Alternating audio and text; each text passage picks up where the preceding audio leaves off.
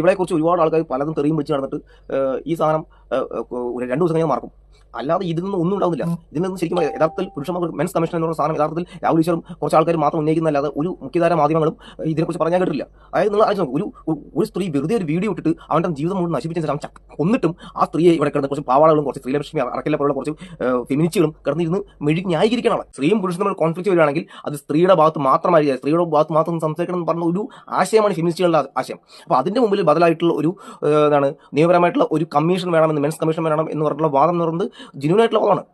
അപ്പോൾ അത് പല ആൾക്കാരും പല തെറിയും വിളിക്കുന്നുണ്ടെങ്കിൽ പോലും ഈ കമ്മീഷന്റെ ആവശ്യകത ആരും പറയുന്നത് ഞാൻ കേട്ടിട്ടില്ല. അപ്പോൾ അത് ശരി യഥാർത്ഥം ഉന്നയിക്കണം. ഉദാഹരണം പറയുകയാണെങ്കിൽ ഇപ്പോൾ ഒരു സ്റ്റാറ്റ്യൂട്ടറി ബോഡി അല്ലെങ്കിൽ ഈ പറയുന്ന നിയമപരമായിട്ടുള്ള ഒരു സ്ഥാപനം പുരുഷന്മാർക്ക് വേണ്ടി സംസാരിക്കുന്ന സ്ഥാപനം ഉണ്ടാകുക എന്നുള്ളത് ഈ പറയുന്ന ഫേക്ക് കേസുകളിലുള്ള കിടക്കുന്ന പെണ്ണുങ്ങൾ പേടിക്കും.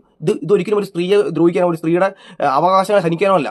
കാരണം സ്ത്രീയും പുരുഷനും ഒരു തുല്യരാണ് എന്നുള്ള സാധനം നിയമത്തിന് മുമ്പിൽ തുല്യരാണെന്നുള്ളത് ബോധ്യപ്പെടുത്തുക എന്നുള്ളതാണ്. ശ്രീനാഥ് ഗുരുദേവൻ പറഞ്ഞ വിദ്യ കൊണ്ട് പ്രബുദ്ധരാകുക, സംഘടനയോട് സശക്തരാകുക പറഞ്ഞ പോലെ ഇതെല്ലാം പറയണമെങ്കിൽ ഇതെല്ലാം ആൾക്കാരുടെ മുമ്പിൽ എത്തിക്കണമെങ്കിൽ സംഘടന ഈ പുരുഷന്മാർ എല്ലാം ഒരുമിച്ച് കൂടി ഈ പറയുന്ന ഒരു വിഷയത്തെ ഉന്നയിക്കും. പുരുഷന്മാരല്ല, സ്ത്രീകളും പുരുഷന്മാരും. കാരണം അത് മനുഷ്യന്റെ ഒരു പ്രശ്നമാണ്.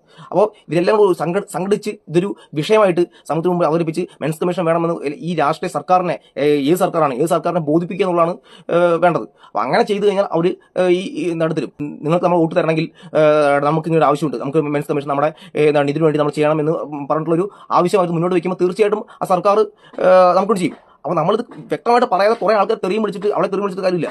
മെൻസ് കമ്മീഷൻ എന്ന് പറയുന്നത് ഒരു സ്ത്രീയെ ദ്രോഹിക്കാനോ സ്ത്രീയുടെ അവകാശം ഹനിക്കാനോ അല്ല, അത് മനുഷ്യരുടെ ഒരു ആവശ്യമായിട്ട് മാറിയിരിക്കുകയാണ്. ഞാൻ ഒരു ചാനലിൽ കേട്ടു, മെൻസ് കമ്മീഷൻ എന്ന് പറഞ്ഞപ്പോൾ അവതാരിക ചോദിച്ചു പുരുഷന്മാർക്ക് ഹ്യൂമൻ റൈറ്റ്സ് കമ്മീഷനിൽ പൊക്കൂടെയെന്നത്. അപ്പോൾ സ്ത്രീകൾക്ക് ഹ്യൂമൻ റൈറ്റ്സ് കമ്മീഷനിൽ പൊക്കൂടെ? സ്ത്രീകൾ എന്താ അന്യഗ്രഹ ജീവിയാണോ? അല്ല, ലോജിക്ക് നോക്കന്മാരുടെയൊക്കെ 70% കൂടുതൽ ടാക്സും കൊടുത്ത് 70% കൂടുതൽ പുരുഷന്മാർ ടാക്സും വാങ്ങിയിട്ട് നമുക്ക് ഇതിൽ കുണയ്ക്കാം. നമ്മൾ 2ാം കട പൗരനോ അത്?